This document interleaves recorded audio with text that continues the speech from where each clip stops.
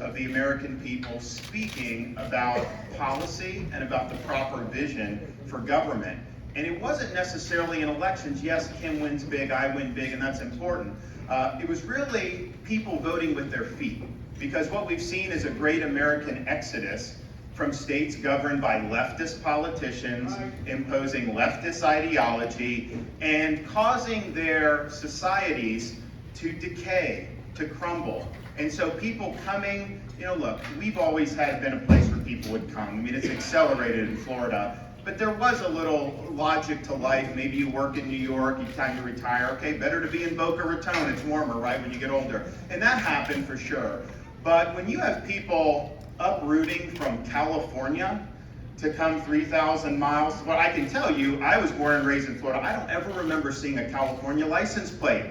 We start seeing all these California license plates, and I'll tell you, a lot of our voters were spooked about seeing these California licenses. How are these people going to vote? Are they going to change our state? Well, it turned out that they were voting because of what Florida was doing. So we really served, as you had this exodus, we really served as the promised land. We're the fastest growing state in the country. We've led the nation in net in-migration the last 4 years, and we've had more wealth move into Florida over the last few years than has ever moved into a single state in all of American history over a certain time period.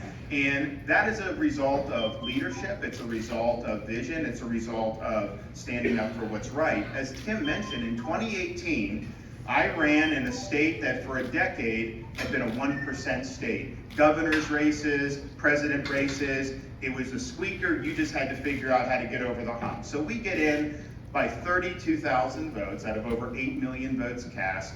We had a 0.5 percentage point margin. And the advice I was getting at the time was, okay, it's a divided state, very close election, trim your sails. Don't those bridges in record time. I'll send them to the southern border to do the wall. Just put me in, coach. Come on, Joe. Let us get it done. We'll do it.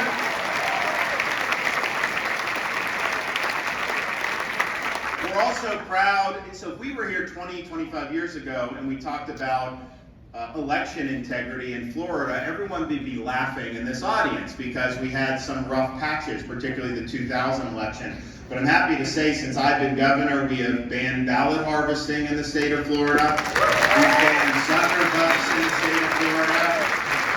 No mass mailing of ballots to people unsolicited. You have to have voter ID. All those things are really, really great. And the result is both 2020 and 2022, Florida, even though we have millions and millions of people voting, we reported the results and got to 99% as faster than any state in the country. And that's the way it should be. It shouldn't take you 2 or 3 weeks to count the vote.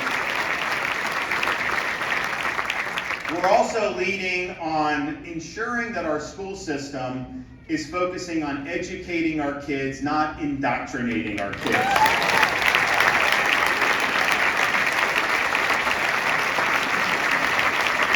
That includes our universities. These universities are funded by our tax dollars. They don't get to just do whatever they want. And if they're trying to impose ideology, if they're trying to promote political activism and quote-unquote social justice, that is not the mission that we want for our tax-funded universities. We believe universities are about the pursuit of truth, academic rigor, and giving students the foundation so they can think for themselves and be citizens of our republic. So we are working to bring higher ed reforms. Already in Florida, a bill I signed last year, all tenured professors must undergo review every 5 years and can be let go if they're performing poorly.